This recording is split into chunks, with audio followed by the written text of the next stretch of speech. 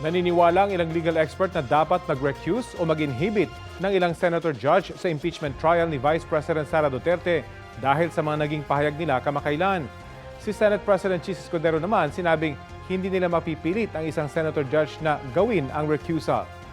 Balita hatid ni Ian Cruz.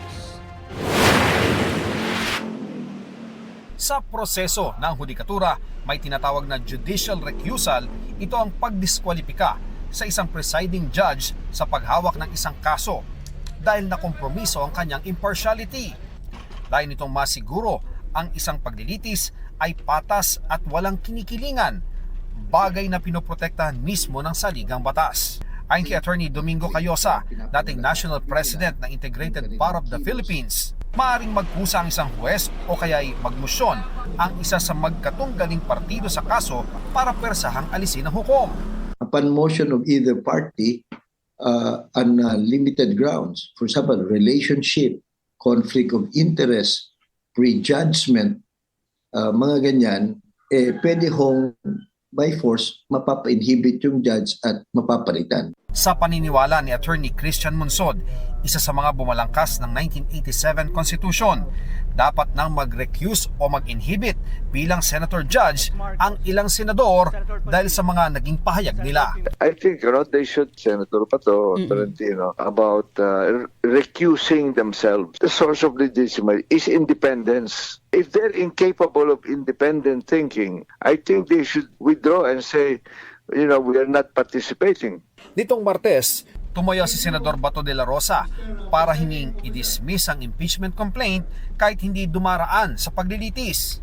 I respectfully move that in view of its constitutional infirmities and question on the jurisdiction and authority of the 20th Congress, the verified impeachment complaint against Vice President Sara Zimmerman Duterte be dismissed.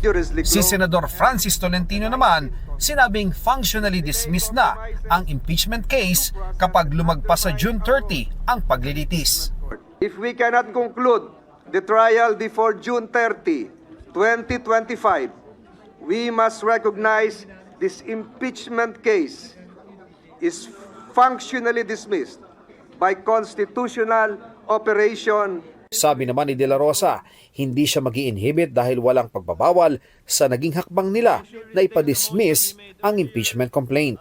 Ayon sa legal expert, hindi madali at magiging madugo ang pagpapa-inhibit at maging ang pagpapatanggal sa isang nakaupong senator judge ng impeachment court. Maaari, but pagbobotohan nila yan ulit and it will be very contentious. Wala kasing specific provision doon na unlike the rules of court and many other rules of administrative bodies. Pero sabi ni Senate President Chis Escudero, hindi nila mapipilit ang isang senator judge na mag-inhibit sa impeachment. Desisyon nila kung mag-inhibit nga ba o magre-recuse sila. Hindi yan subject matter of vote. Hindi yan pwedeng pagbotohan na, hoy, ikaw tanggal ka na. Hindi ganun yun. Walang ganung klaseng procedure o proseso sa impeachment court man o sa regular court. Sakaling may mag-inhibit nga sa mga senator judge na kalyado ni VP Sara, magkakaroon ng bagong tanong. Ang requirement sa saligang batas is 2/3 of all of the members of the Senate. Majority is based on who votes. That is a rule that applies to the courts. Halimbawa, may mag-recuse na isa, 22 na lang ba bibilangin natin o out of 24? So hindi klaro yun sa saligang batas, hindi rin yung klaro sa rules. Possible naman na may mag-recuse talaga.